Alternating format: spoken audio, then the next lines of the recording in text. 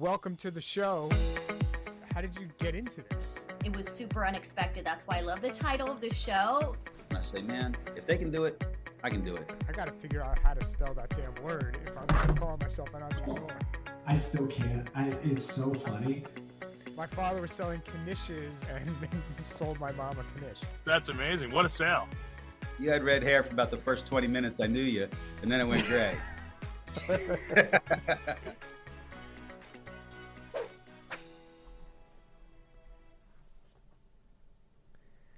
Welcome to the Unexpected Entrepreneur Podcast Show. So honored and grateful that you were able to join us. Today's guest, Gary DeMauro, is a longtime network sports camera operator with 8 Emmy Awards, and he has over 40 years of experience. Not only is Gary one of my best friends, but he's one of the nation's top camera operators. Gary shoots news, sports, and entertainment for networks such as NBC Sports. Welcome to the show, Gary. Thanks, Howie. I appreciate it. I'm thrilled to be here. It's an honor for you to finally join me on the podcast, and I want to dive deep into your career, what got you started, what drives you, soup to nuts, everything. So first, tell our audience, and keep in mind, we're helping inspire the younger generation to get into the business. What got you started in television and sports TV? Well, for me, it was a lot of things. One thing would be my dad. My father actually had an 8mm camera and was shooting early on and developing film. And I picked up the camera when my dad was a lawyer that turned into a judge. And I picked up the camera after he was done using it and would start shooting some time-lapse stuff. And I kind of got a feel for the wonders of framing shots and making things look good, and also editing film, time-lapse, and changing some things around and kind of moving things around a little bit. Another thing that I went to my school in Ohio. I went to Ohio University, and I went for a tour of the TV department. And I went through the studio. I went to, and I just saw talent, the studio, and I felt that that's something that I wanted to do and that I probably would like the rest of my life, instead of, not picking a career that maybe I wouldn't like, but I'd still do good in, or that I'd make money in. It's not always about money, Howie? So. Mm-hmm. Yeah, I have a similar story. I fell in love with TV back in high school. I knew exactly what I wanted to do by just taking one class. So I totally understand. Yeah, I mean, I fell in love with the business. I love my business, and I always want to walk out of there at the end of the night and feel that I gave 100%, and that we had a good show. And I know we've been on some of those shows together, and I know you know that feeling. Yeah, absolutely. What was your path to get to where you are now? So you went to college ultimately for television. So what was your path? How did you get into the business? I knew what I wanted to do. I started out in working at a small production company and got into news, but I had no idea how to get into sports TV. What was your path? Well, my path in the profession, getting into the professional business, would be I started with local sports, Long Island Sports Network, on a small production truck. I moved on from there to news and started shooting news, which was a little more dramatic and real. I saw some things that really I wouldn't want anybody to see in their lifetime. It was local news, and basically I saw some good things, but I saw a lot of not such great things during shooting news. I moved on from News 12 to ABC. Then I went to ABC, and I started shooting town meetings and stuff. I was working with Peter Jennings and doing election coverages and large town meetings about, back then it was the Iraq War, and we were covering a lot of big news events back at that time. And then after I went to ABC, then I shot a little ENG, electronic news gathering, and taught people. They taught me. Through the time of me going through my path, I met many youngsters and tried to show them what's right and wrong in this business and how to create and be respected in the business. And at the end of the day, if you come out of there and you've done a good job and you show up on time, then most likely people will look at you and hire you again. We have some. Yeah, go ahead. Go ahead. Sorry. And some other places after CNN, then I did Wide World of Sports, Monday Night Football, which was a while ago. I don't know. I did election coverage. I did debates. I did some large town meetings, I told you. And I worked at MLB Network. And, my path to where I got to today was a very interesting one, Howie, that I met so many people to get me to where I was today. And they gave me the platform to actually do camera work and be where I am today. And I appreciate that from a lot of people out there, and they know who they are. I know one of your Emmy Awards was for shooting local news for the Avianca plane crash, which must have been, an experience that's not even describable. But what was, how did that affect your career? Did it make you want to get out of news? And I asked that because I remember I shot news and I had to shoot a car accident, and that was like, it hit too close to home, and that's when I said I'm done with news. Well, I remember I worked with this intern over at News 12, and they took the ride with me up to that plane crash, and it was brutal. It made me decide to get out of news, actually, Howie, and do more sports because I didn't want to be doing that the rest of my life and seeing tragedy all the time. But anyway, it was a plane crash that happened up in Cove Neck, Long Island. And I took a back road up there and got there quick. And we got to the scene very early. And we heard on the radio on the way up there. And I'll never forget that intern. I said, prepare, this is going to be pretty bad. Because at first they said it was a small plane, but in fact it was a 727, which is a very big plane. And it landed up in Cove Neck, and it landed right by John McEnroe's parents' house. They actually used their tennis court as a triage center for the tragedy that had happened. But I'll never forget walking up the hill, Howie, with that intern and explaining to them that this doesn't happen every day. This is a big thing. Planes don't fall out of the sky. It turns out that the plane ran out of gas. And when I got up there, Howie, there was still a lot of people alive and walking around in the woods that actually survived. And it was a very, very eerie situation. I'm sure. But well, sorry. I learned from it, though. I'm sure you did. I learned tremendous amount from my news experience. And that's what, why I segued into the sports side of things. We have some footage of you shooting, I think it's at Madison Square Garden, possibly a hockey game, Gary Cam. Just tell our audience what they're seeing, kind of.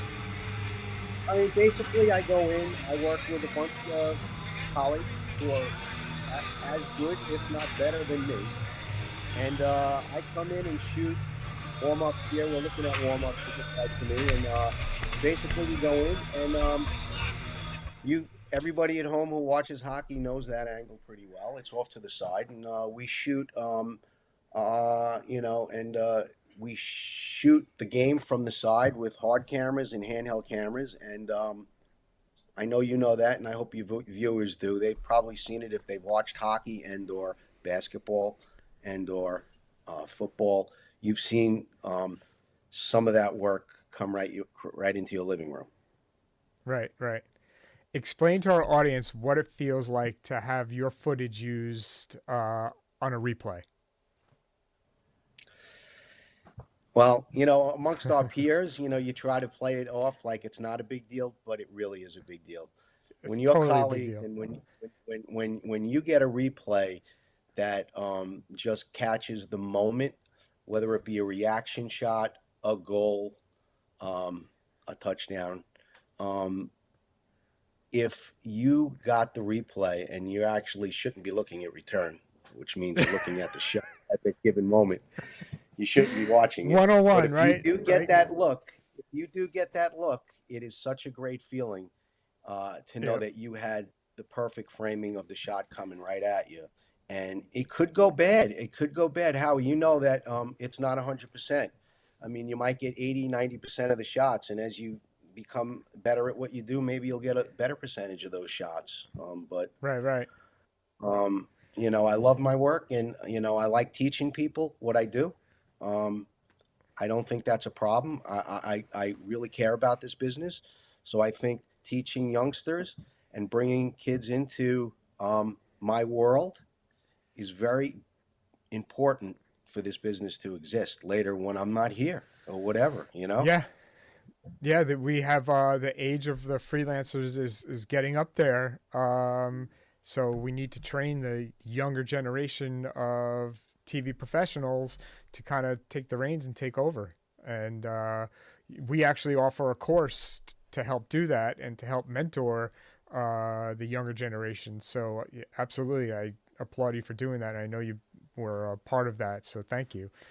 So I mentioned at the beginning that you've been doing this for 40 years, and you show up like a 20-year-old every single time, doing your job, taking charge. What drives you to show up and give 200% night after night in a very physical, demanding job, physically, emotionally and physical? Cameras are heavy, handheld cameras are heavy. What drives you? A lot of things. I think for me, Howie, it's that at the end of the night, you spoke about it earlier, is that feeling of doing a good job with your peers. And all my peers who we've worked with over the years have,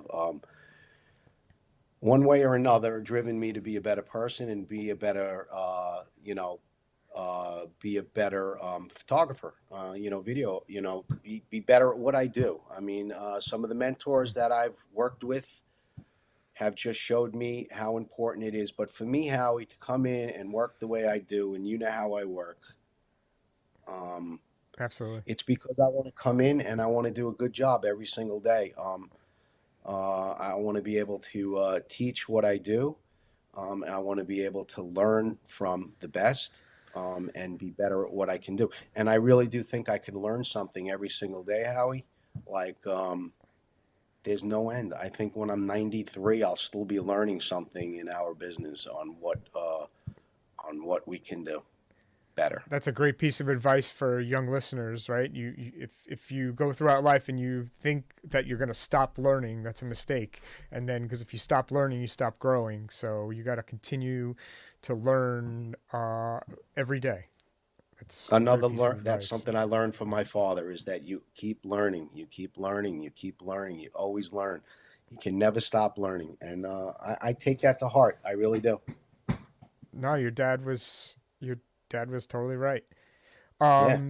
What were some of the favorite places, because I know you and I have traveled the world together. You've traveled the world doing sporting events. What are some of the favorite places that you've been doing this job? Well, we've done a lot of Olympics, so we've been to a lot of places.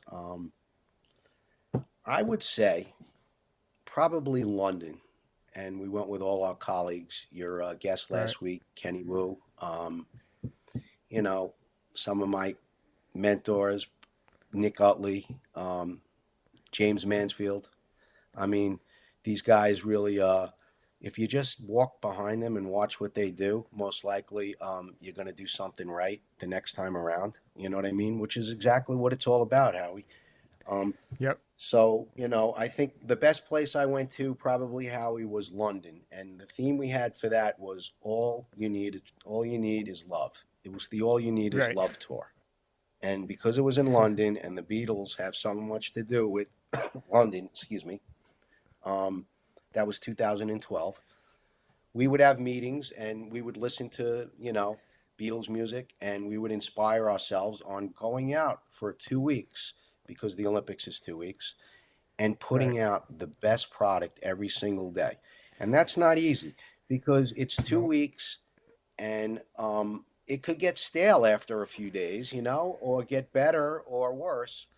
But catching that one moment, that one reaction of an athlete winning, you got to be on the top of your game because you could miss that in Right. a jiffy second, and it happens. So, Mm-hmm. the other thing, S- I guess, a close second would be Vancouver. Howie would be the best place I travel to, Vancouver, and yeah, I would say Vancouver would be probably the second favorite place. so your favorite events from a shooting standpoint would definitely be the Olympics, you'd say?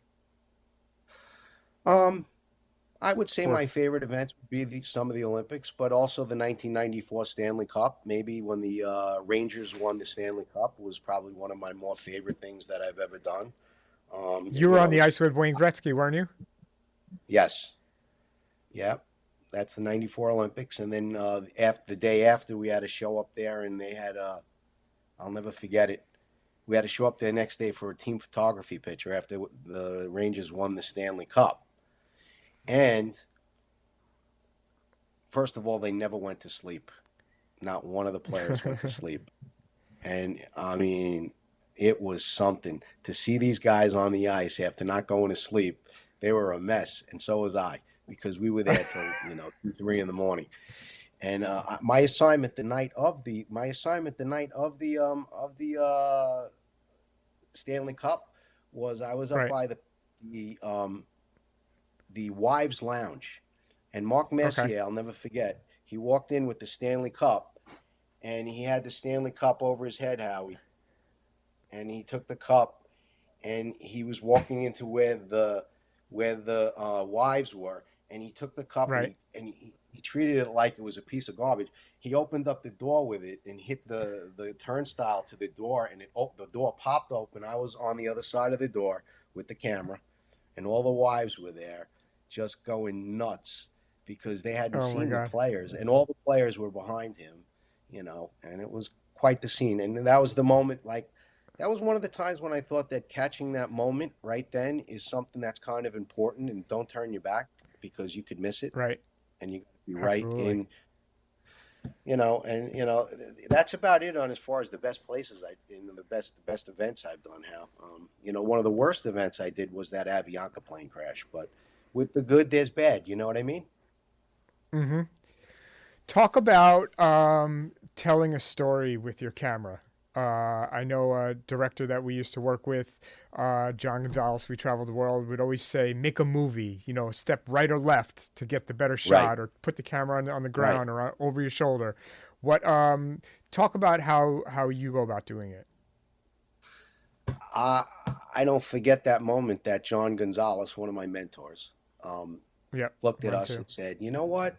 If you move over to the left or right just 1 inch and you look at the background," and he was absolutely right. He was meticulous when it came to that stuff. And he would come out to the field and he would look at every single corner, nook and cranny, every cable.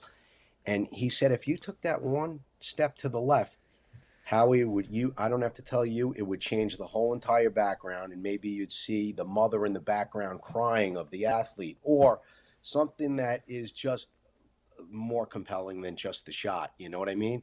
You may see something Absolutely. over the shoulder. So, you're telling a story with your camera. I mean, basically, that reaction, and I talk about living in the moment. That reaction right then and there, Howie, that you're looking for, whether it be a jockey, whether it be a hockey player, whether it be a football player who just missed his coverage, so he's the GOAT. Um, you need to be there for that moment. And in live sports, which is different than entertainment, you can do a retake.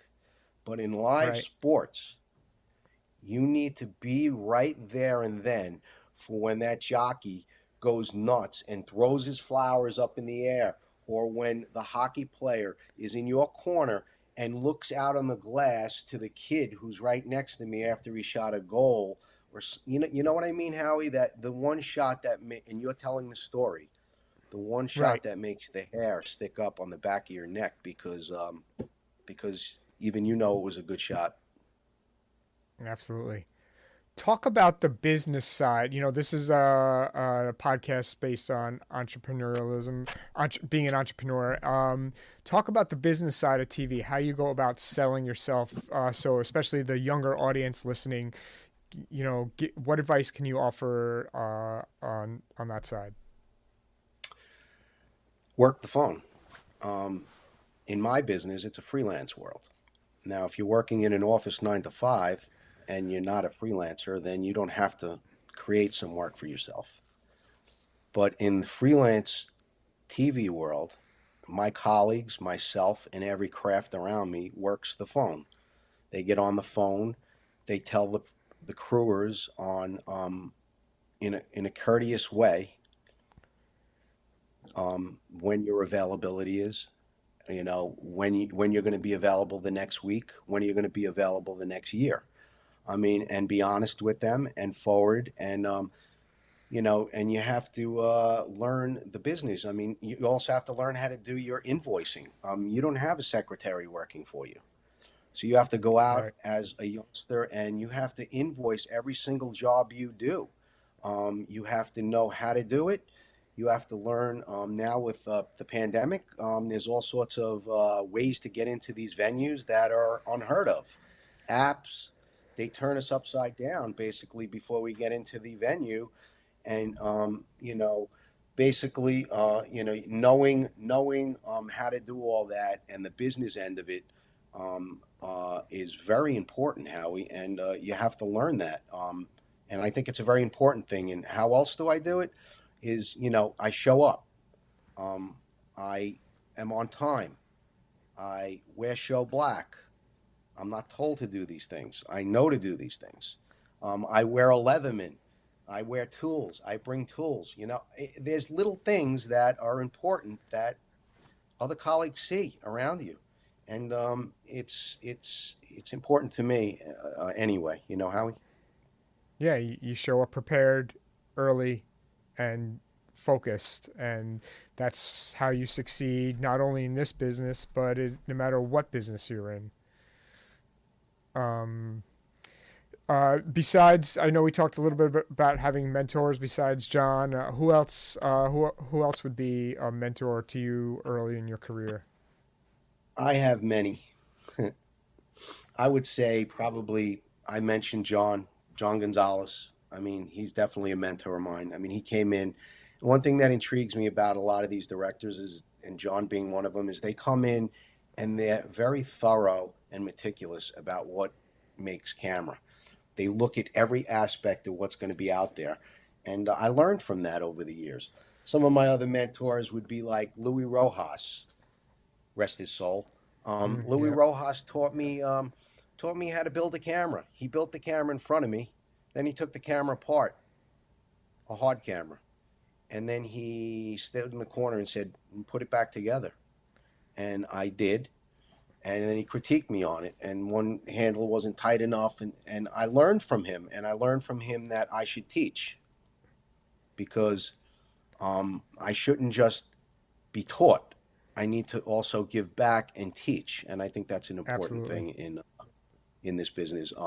And I hope some of the younger guys that I helped, or even just had a word with, and just helped or whatever, told them where the loading dock was, whatever, that they understood that I was there to help them. You know what I mean? Um, Absolutely. some of my other mentors would be Roger Goodman from ABC News, Drew Esikoff. He does Sunday night and Thursday night football. I mean, he's awesome. I've done horse racing with him. He's very meticulous at what he does. He's thorough, and he makes sure it's done right. And I really Right. appreciate that when we're working, Howie. Joel Mendelbaum, he's my director over at the Islanders. Pete Stendel, Dave Hagen. These guys all taught me. They taught me, and I'm always learning, and I can still learn from them. Right. No, I totally agree. That's great. Yeah, my list of mentors is long as well, and like you, I hope I've been able to help other people, and we'll continue to help other people. So for over 20 years, you and I traveled,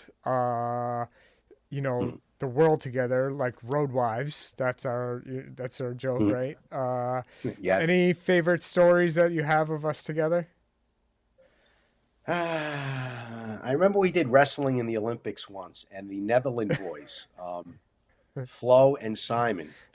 I came out of the venue, and we were skedoodling out of there pretty quick, and I couldn't find my backpack. And I'm looking, where is my backpack? I know I left it in the truck right there. I know it was there. And I'm looking and looking. And the two guys from the Netherlands, which is another story, Howie, that, dealing with people in other parts of the world is also Absolutely a learning experience, because I'm learning from them. They're learning from me on how they do their side of the TV. And you learn different techniques, and you learn younger guys. I mean, you meet younger guys from other countries. Well, anyway, to finish the story, I was wondering where the backpack was. They put it on the mast of their truck, which was about 200 feet up in the air. And I looked up, and they tied it up. I forget what I did to them for them to do it. They were just horsing around. And humor is also a big part of our business. You got to have a little fun. I mean, you got to put a smile on your face. You got to get through the day. And, that's one of the stories. I know we have many, Howie. I know we went up to the Great Wall in China.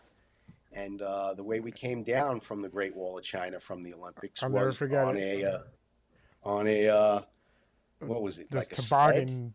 Sled? Yeah, it was a sleds. toboggan. And we went up the wall. We walked up, but on the way down, we took toboggans down, and it was a blast. I'll never forget that. It was. They were yelling at us not to so take hot. pictures, and we were taking pictures on the way down. Maybe we couldn't have done Absolutely.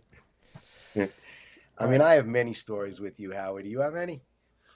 Yeah, no, the China one stands out. Absolutely. The XFL, Jim Bragg, Logo to the Tron, all those, I know those are the early days. I remember spinning wheels. You always make fun of me about spinning wheels. You guys are looking to get out of there, and I'm spinning a wheel at a action sports store, and just getting a shot of the wheel spinning that maybe the director wanted for a graphic shot or something like that. And I don't know. It's just like I feel like I do like my work, and I do like the people we work with, Howie. Absolutely. If you don't like it, then why bother doing it, right? Right.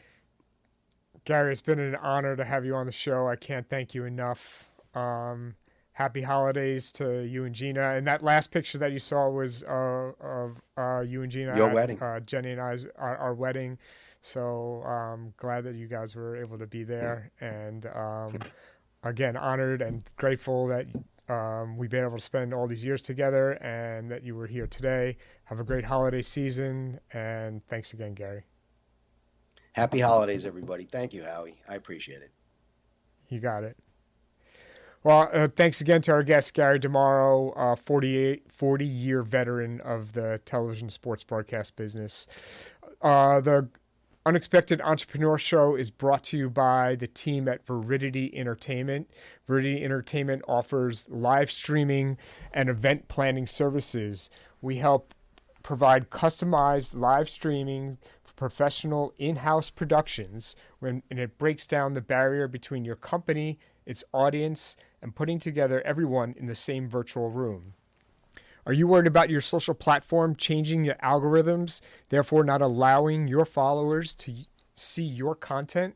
Watch this to see how VES can help solve that problem. Why let any social media platform control the ads on your content? Constantly evolving algorithm changes can have a huge negative impact on your following. All you need is your own content network, and Veridity Entertainment Services, VES, can help you create that. Content delivery has never been so easy and powerful. Our state-of-the-art technology can help you create an amazing private labeled experience. We create virtual or hybrid events and corporate meetings with guests from around the world to take your content to the next level. Control, elevate, and own your own content.